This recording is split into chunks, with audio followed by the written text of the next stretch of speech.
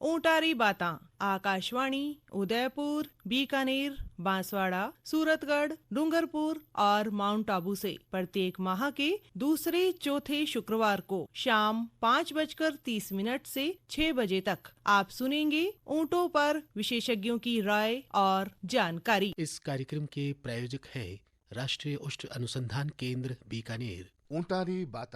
ऊंटारी बाता कार्यक्रम सुनने वाला सगला पशुपालक भाई ने ओम जी भाई और होम जी भाई मोकड़ा मोकड़ा राम राम। राम राम भोम जी भाई। राम राम ओम जी भाई, राम राम।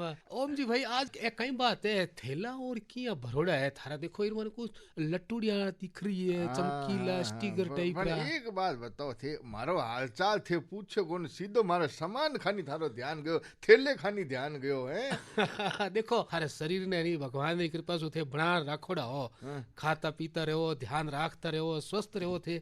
देखो भोम जी भाई, स्वस्थ आदमी वो रहसी जगो होसी जागरूक और नियम और पालन करने वालो और अनुशासित जीवन जीवन वालो, वो हमेशा स्वस्थ रहसी। बात अब तो थे सच्ची बात की। थैलेरी करी हाँ, तो देखो सा, 11 तारीख को ले 17 तारीख तक एक सप्ताह मनाई जो रही। अब मना बताओ किसो सप्ताह है वो? अपार किसो सप्ताह है फिर? सड़क सुरक्षा सप्ताह। ओहो, मैंने तो ध्यान ही नहीं है। अरे तो आई तो क्यों, थोड़ो ध्यान रखा करो। अब यार देखो, सुरक्षा सप्ताह वास्ते अपने विशेष ध्यान रखना, और ध्यान रखना है ई मौसम को। देखो इन मौसम रे मायने कोहरो खूब रिया करे, धुंध रिया करे, फिर माने दिखे ही कोनी, थोड़ी दूरी रोई। हाँ, तो आप जी गति है नहीं गाड़ी री है, तो भी पर थोड़ो सी नियंत्रण रखो। जे तेज चले सामे की दिखे कोनी, और कहीं टक्कर खा गया तो अबे समझ में आएगी मारे। हाँ, तो ई वास्ते ए जो रिफ्लेक्टर बोले याने, ए जगह मारा ऊंट पालक भाई है ने, अभी अन थोड़ा बांट दूं मेरे लारे गाडा रे लार लगा दी। और देखो मने प्रेरणा कठू मिली कट्ठे सु ए उष्ट अनुसंधान विभाग वाला है नी, ए बांट रिया था एक मंडी रखने। अच्छा, देखो काम तो कुछ तो बढ़िया कर रहा है। बेलारो जे अंधेरो हो तो चमकता दिखे। हाँ, थोड़ी सी रोशनी में चमकने लाग जावे। तो भी प्रेरणा सुई देखो हूँ ए बांटनो शुरू करियो हूँ। कई लोग मने दे भी दे जने, मार तो काम है जगत रो भलो करनो। बिल्कुल सा, देखो शिक्षा और ज्ञान ए बांटने सु बड्डे ही है। बिल्कुल भोम जी भाई, बिल्कुल बटे सा। पर आज मना बताओ, आप तो चर्चा करी सड़क सुरक्षा सप्ताह री, और अठे चौपाल में आज काहे की चर्चा करशो?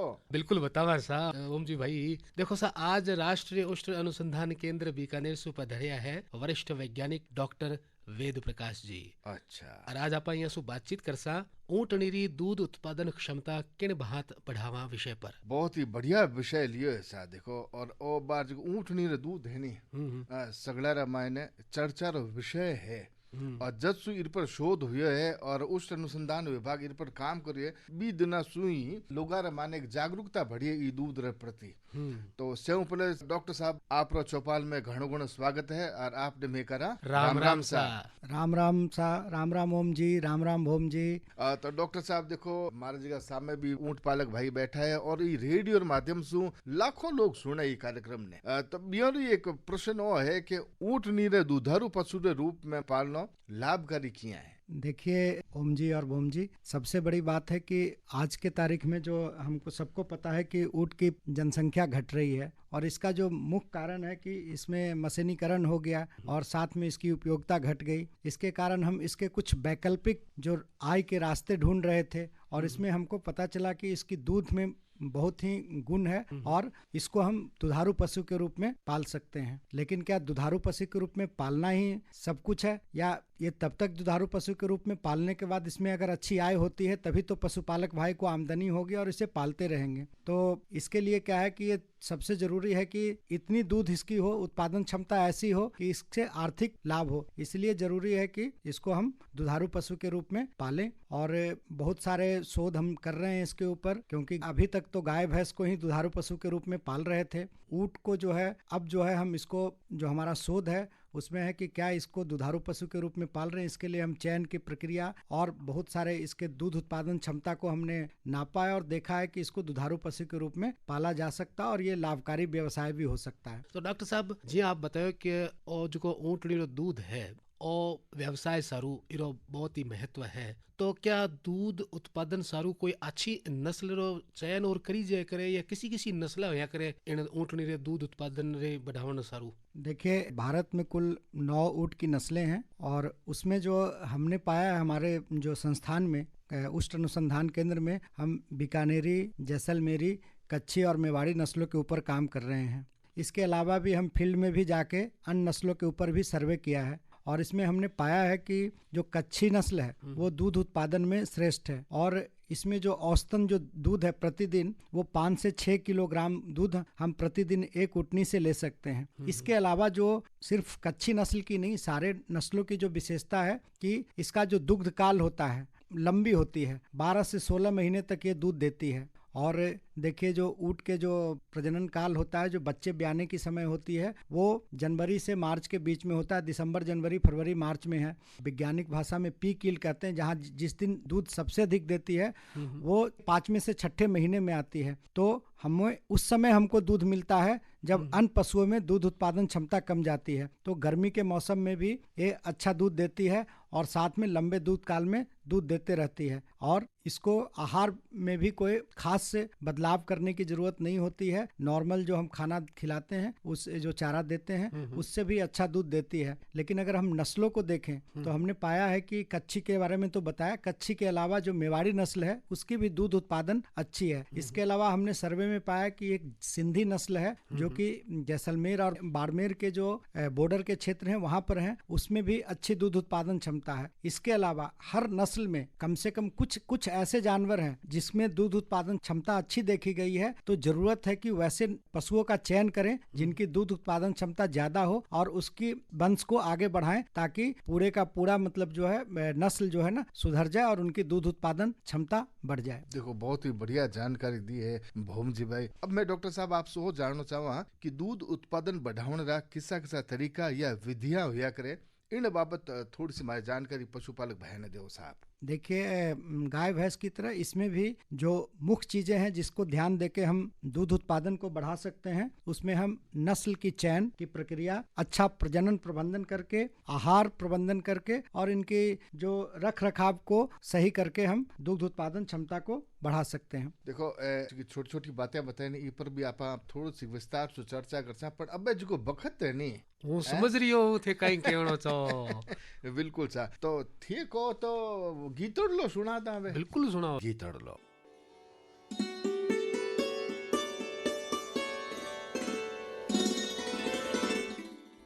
मैं डॉक्टर आर्तबंधु साहू, निदेशक राष्ट्रीय उष्ट अनुसंधान केंद्र बीकानेर। ये केंद्र ऊँटों के संवर्धन एवं अनुसंधान के क्षेत्र में कार्यरत है। समस्त ऊँट पालक भाई बहन इस क्षेत्र से जुड़कर अपनी समस्याओं का निदान पा सकते हैं एवं व्यवसाय हेतु जो लाभ उठाना है वो उठा सकते हैं। इसके लिए राष्ट्रीय उष्ट अनुसंधान केंद्र द्वारा प्रायोजित कार्यक्रम ऊँटारी बाता माह के दूसरे और चौथे शुक्रवार को शाम 5:30 से 6 बजे जरूर सुने। राष्ट्रीय उष्ट अनुसंधान केंद्र बीकानेर।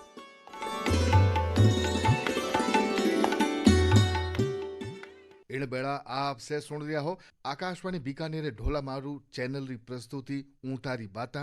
और आज आप बातचीत कर रिया ऊँट नीरे दूध उत्पादन क्षमता किन बात बढ़ाई जा सके और इन सारू जानकारी देने सारू पधारिया है उष्ट अनुसंधान केंद्र बीकानेर सु वरिष्ठ वैज्ञानिक डॉक्टर वेद प्रकाश। डॉक्टर साहब गीतर ले पहले आप ऊँटनी सु दूध उत्पादन बढ़ावन सारू विधियां बता रिया था, तो उन विधि रे माने पहली विधि आया करे चयनरी विधि। तो आ चयनरी विधि कहीं हुआ करे और इन ऊँटारो जो को चयन है वो किन बात हुआ करे? तो देखिए चयन की विधि है कि जो पूरा जो प्रजनन का सिद्धांत है वो चयन के ऊपर ही आधारित होता है। हम कैसे नस्ल को चुनते हैं, तो एक तो है कि चुनने के समय हमें वैसी नस्ल को का चुनाव करना है जिसकी दूध उत्पादन क्षमता ज्यादा हो। इसके अलावा कुछ ऐसे दूध उत्पादन के लिए जो अगर हम नस्ल की चयन करते हैं तो कुछ चीजें जो हमें ध्यान देने की और कुछ ऐसे गुण हैं जिसके ऊपर हमें गौर करने की जरूरत होती है। जैसे सबसे पहले शरीर का रंग जो है वो कैसा होना चाहिए। तो हर नस्ल की अपनी एक रंग होती है। जैसे आपको पता है मेवाड़ी है वो हल्के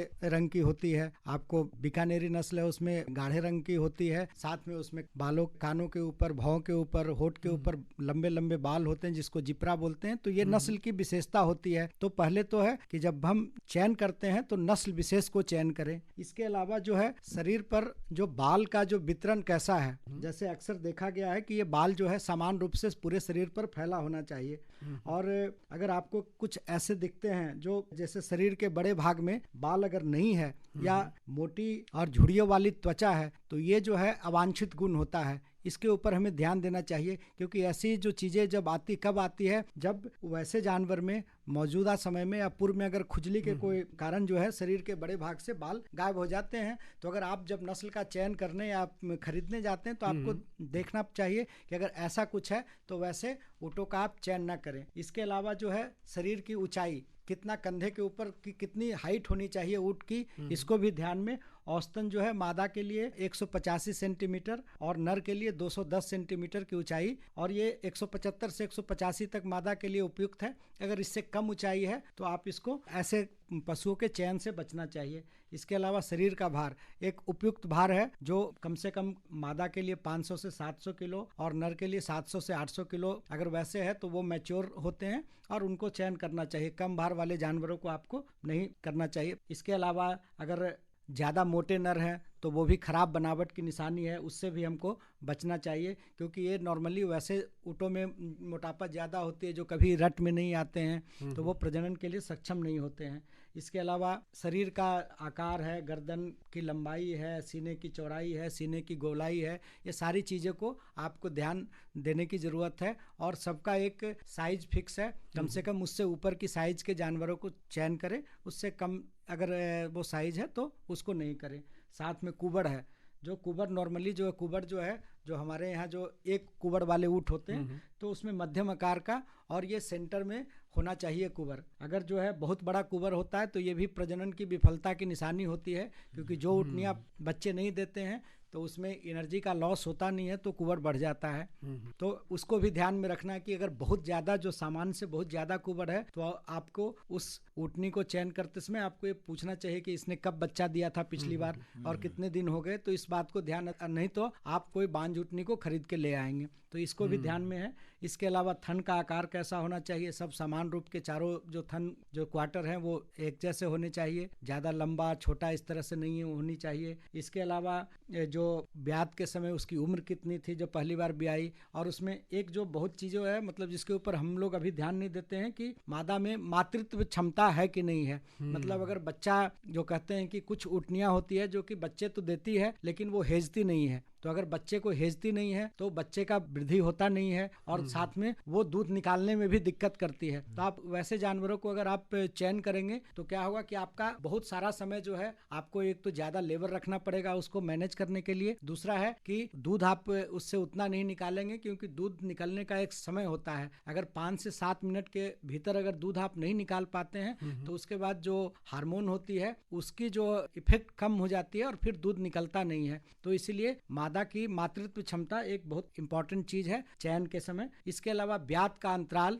जो नॉर्मली जो है हर ऊँटनी जो है 2 साल के अंतर पर ब्याती है, तो इसको भी ध्यान में देखना चाहिए। और दुग्ध काल और दूध उत्पादन क्षमता कितनी है, तो इन सब चीजों के ऊपर आप अगर ध्यान देंगे तो आप एक अच्छा नस्ल का चयन कर सकते हैं। देखो कितनी बढ़िया जानकारी दी। और हमें कहीं और पूछना चाहो बताओ। हाँ बिल्कुल बिल्कुल। देखो डॉक्टर साहब ये बतावे नहीं जने मंदिर मायने सवाल भी बचे सवाल निकलता रहे। सही। तो डॉक्टर साहब अब तो जल्दी से जल्दी माने थे जिको दूसरो तरीको बतायो प्रजनन प्रबंधन, तो उन बाबत आप जानकारी दो सा कि वो किन बात यहाँ करे। देखिए ऊँट एक विशेष तरह की प्रजाति है क्योंकि इसमें ऋतु चक्र नहीं होता है। इसमें जो ऊँटनियाँ होती है जैसे कि गाय भैंस में हीट में आते हैं स्ट्रेस का साइन होता है, इसमें कोई स्ट्रेस का साइन नहीं होता है। साथ में ये एक साल के पर्टिकुलर समय में जब ठंड का मौसम होता है, जैसे राजस्थान के हिसाब से देखें तो ये नवंबर, दिसंबर, जनवरी, फरवरी इस महीनों में ही प्रजनन के लिए तैयार होते हैं। तो आपको इस समय जो है प्रजनन का प्रबंधन के लिए कुछ चीज़ों पर ध्यान देनी चाहिए। जैसे नर होते हैं, जब हीट में जूट में जो आते हैं तो उस समय बहुत एग्रेसिव हो जाते हैं, तो आपको नर का प्रबंधन करना चाहिए। उनकी जो ऊर्जा होती है उसको देने के लिए आपको गुड़ है, तेल है, इसका सेवन करवाना चाहिए। प्रजनन में जो सबसे जरूरी है कि आपका जो ब्यात का अंतराल है, नॉर्मली क्या है 2 साल में एक बार बच्चे देती है ऊँटनी, उसको कम करना चाहिए। तो इसके लिए क्या है कि हमने रिसर्च में पाया है कि जो फॉलिकल होते हैं मतलब जो बताते हैं कि भाई ये ऊँटनी जो है प्रजनन के लिए तैयार है, तो वो जब हम देखें हैं तो कि फॉलिकल तो रेडी रहता है। तो अगर आप ब्याने के 35 से 40 दिन बाद अगर दोबारा उसको गर्भ धारण करा सकते हैं तो ऊँटनी गर्भ कर लेगी। इसलिए जरूरी है कि आप प्रजनन का भी प्रबंधन करें। साथ में दूसरा है कि खान पान से भी प्रजनन का प्रबंधन होता है। जैसे हमने ये देखा है कि अगर ऊँटनी जो है 3 साल के आयु पर 380 किलो का वजन प्राप्त कर लेती है तो प्रजनन के लिए वो रेडी हो जाती है। अदरवाइज आज के तारीख में हम ऊँटनी को 4 से 5 साल की उम्र में गाभिन कराते हैं, तो इसको आप खान पान से भी प्रजनन प्रबंधन कर सकते हैं। तो आप कम उम्र में उससे बच्चे ले सकते हैं और अपनी जो है दूध उत्पादन क्षमता के साथ साथ ज्यादा बच्चे भी प्राप्त कर सकते हैं। देखो भोम जी भाई, प्रबंधन की कितनी बड़ी भूमिका है। बिल्कुल है ओम जी भाई, है नहीं। और अब मैं बात करा डॉक्टर साहब खान पान और रख रखाव री, तो ये खान पान और रख रखाव से भी दूध उत्पादन में वृद्धि हो सके। देखिए, किसी भी पशु के उत्पादन क्षमता में जो सबसे बड़ी भूमिका निभाता है वो है खाना पीना ही है। आप चाहे कितना भी उसका नस्ल अच्छा हो, लेकिन आप उसको भोजन सही नहीं देंगे तो उसकी उत्पादन क्षमता आपको वो नहीं मिलेगी। तो इसके लिए है कि खान पान तो सबसे जरूरी चीज है। तो आप देखिए कि ऊँट जो है 3 तरह की पद्धति में पलती है। एक तो है जिसको एक्सटेंसिव पद्धति बोलते हैं, जिसमें कि हम बाहर का कुछ भी नहीं देते हैं, सिर्फ वो जंगलों में चरता है। दूसरी है अर्ध सघन पद्धति, जिसमें हम चराई भी कराते हैं और साथ में कुछ दाना चारा देते हैं। और तीसरी है सघन पद्धति, जिसमें कि हम उसको बाड़े में रख के ही चारा दाना देते हैं और खिलाते हैं। तो जो किसान के तरफ जो है वो जो एक्सटेंसिव सिस्टम, जिसको विस्तृत व्यापक प्रणाली बोलते हैं, उसमें पलता है। तो इसके कारण ही कि वो तो है कि झाड़ियों जंगल में चराई करते हैं और चराई के ऊपर ही पूर्ण रूप से निर्भर होते हैं, तो उनकी उत्पादन क्षमता कम है। लेकिन हमने पाया है कि अगर उसको कुछ पूरक खिलाई देते हैं, जैसे अगर 1 किलो दाना दिया जाए प्रतिदिन, कुछ जो हमारे फसल के अवशेष हैं चराई के अलावा दें, तो उससे जो है उसकी उत्पादन क्षमता बढ़ती है। तो इसलिए जरूरी है कि आहार प्रबंधन में हम इन बातों का ध्यान रखें। और आप देखिए, कम से कम कुछ चीजें जो है, जैसे ऊँट है वो ऊपर पेड़ के पत्तियां इस तरह की चीज खाते हैं।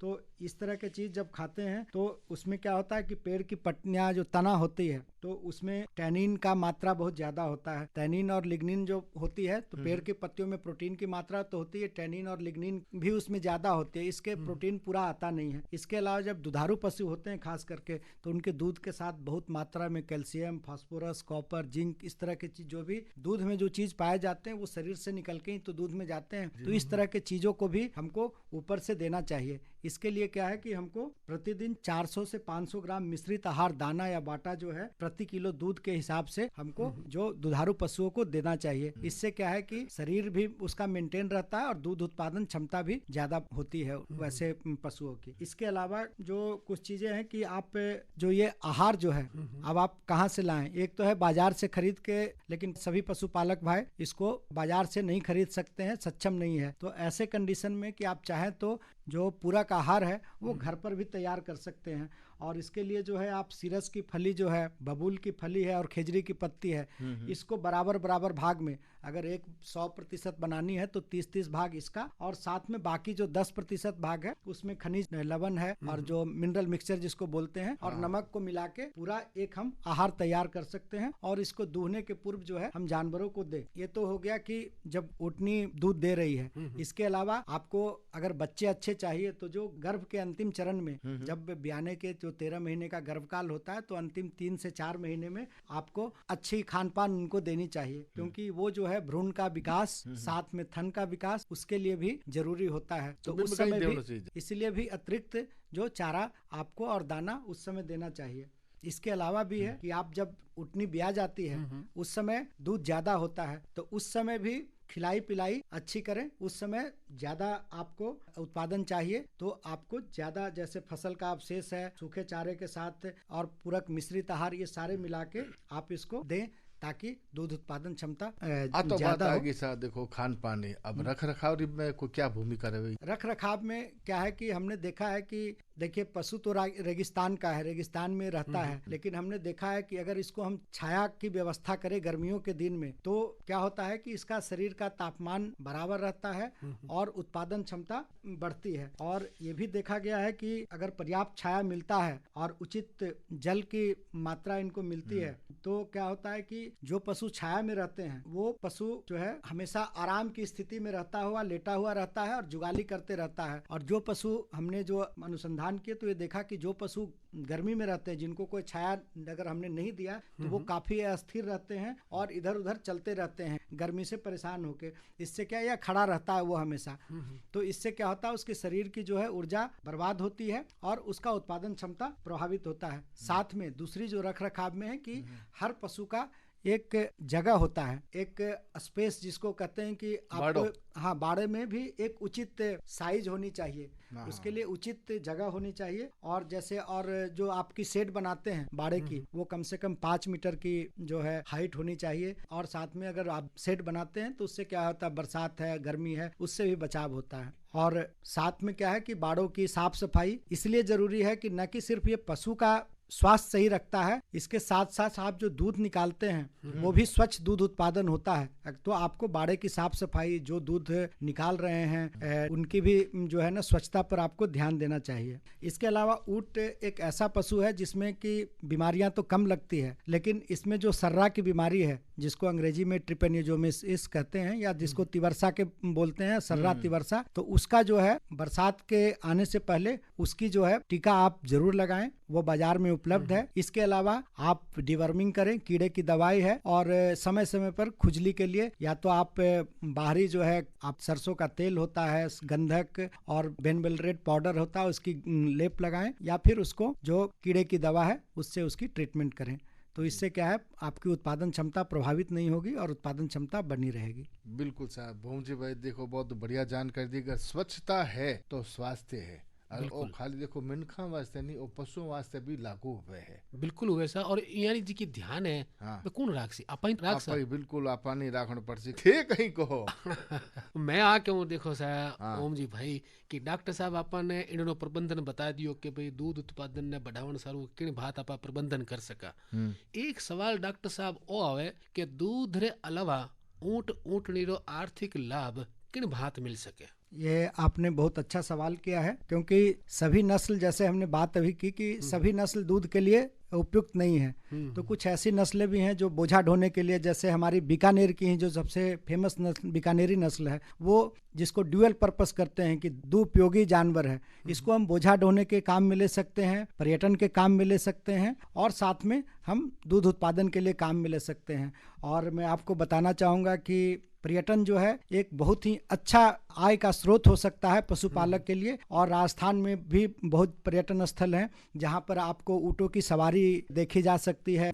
तो आप, और अभी बीकानेर में भी 13 से 15 तक, क्योंकि राजस्थान एक पर्यटन वाला प्रदेश है, तो 13 से 15 यहाँ पर भी इंटरनेशनल कैमल फेस्टिवल हो रहा है, ऊंट उत्सव। ऊँट उत्सव जो है हो रही है। और इसमें बहुत सारी प्रतियोगिताएं होती है जिसमें पशुपालक को इनाम भी दिया जाता है, जैसे ऊँट रेस की प्रतियोगिता। उसके अलावा उसके बालों को काट के बहुत अच्छी सजावट की जा सकती है, और ऊँटों को सजाया जाता है बहुत तरीके से। तो सजावटी ऊँट, फर कटिंग, कैमल रेसिंग, इस तरह की प्रतियोगिताएं जो है, इसमें पशुपालक भाग लेके अच्छे इनाम पा सकते हैं। तो ये भी एक आय का स्रोत हो सकता है। इसके अलावा पर्यटन स्थलों में जो पर्यटकों को घुमाने के लिए भी ऊँट का प्रयोग करके आप आमदनी कमा सकते हैं। बिल्कुल बहुत बढ़िया जानकारी दी। देखो खाली ऊँट नहीं रे दूध से अपन फायदा को नहीं, पर्यटन कितनी बड़ी बात बता दी। और हमें देखो ऊँट उत्सव है 13 सुलेर 15 जनवरी ताई। देखो हूँ तो जा रही हूँ भोम जी भाई, और गणेश उठा रहने बेबी बेड़ा हरक शू चालिया करे हर बार ऊँट उत्सव में। तो गणेश भाई भी तैयार है, आप ही तैयार हैं, और हमें देखो बखत है नहीं वो आगे अनुमति देवे को नहीं। पण देखो चालती चालती बेला डॉक्टर साहब शू आप आई अर्ज करसा कि मारा ऊँट पालक भाई ने आप चालती चालती बेला कहीं भोड़ावण देवनी चाहो तो दो। ऊँट पालक भाइयों को मैं सलाह देता हूं कि आप इसको दूध उत्पादन के लिए करें, और इसकी दूध की बहुत उपयोगिता है। ये भविष्य का जो है पशु है, और जब ये पर्यावरण का जो है ह्रास हो रहा है उस समय में यही पशु जो है एक लाभकारी पशु के रूप में उभरेगी। तो इसका पालना न छोड़ें, इसको पालें, और दूध उत्पादन के लिए इसको ज्यादा से ज्यादा काम लें, आपको आर्थिक लाभ जरूर ही होगा। बिल्कुल होशी साहब, देखो ऊँट नहीं या ऊँट जिका पाले नहीं बिहरो काल है वो बढ़िया है, ये डॉक्टर साहब कह रहे हैं। तो साथ देखो आज चौपाल में जानकारी देवन साहब उष्ण अनुसंधान केंद्र बीकानेर से पधारिया वरिष्ठ वैज्ञानिक डॉक्टर वेद प्रकाश, और आज आप बातचीत करी ऊँट नीरे दूध उत्पादन क्षमता किन बात बढ़ाई जा सके है। तो डॉक्टर साहब आप चौपाल में पधारिया, अब हमारे पशुपालक भाई ने इतनी अच्छी और बढ़िया जानकारी दी, इन सारू मैं आपने करा धन्यवाद और आपने करा राम राम सा। राम राम राम राम सा।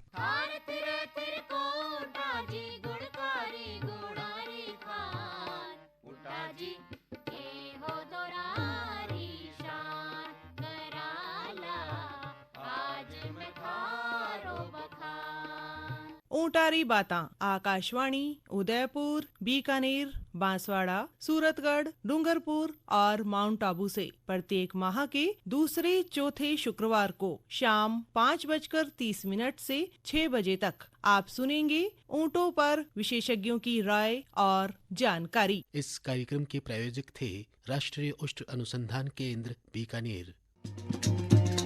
इन कार्यक्रम रा संयोजक श्री अमित सिंह और प्रस्तुति ही श्री महेश्वर नारायण शर्मा रे। सहभागिता थी राम सहाय हर्ष और चंद्रशेखर जोशी री। हमें माने आलिया दिराव सा मोकला मोकला राम राम सा।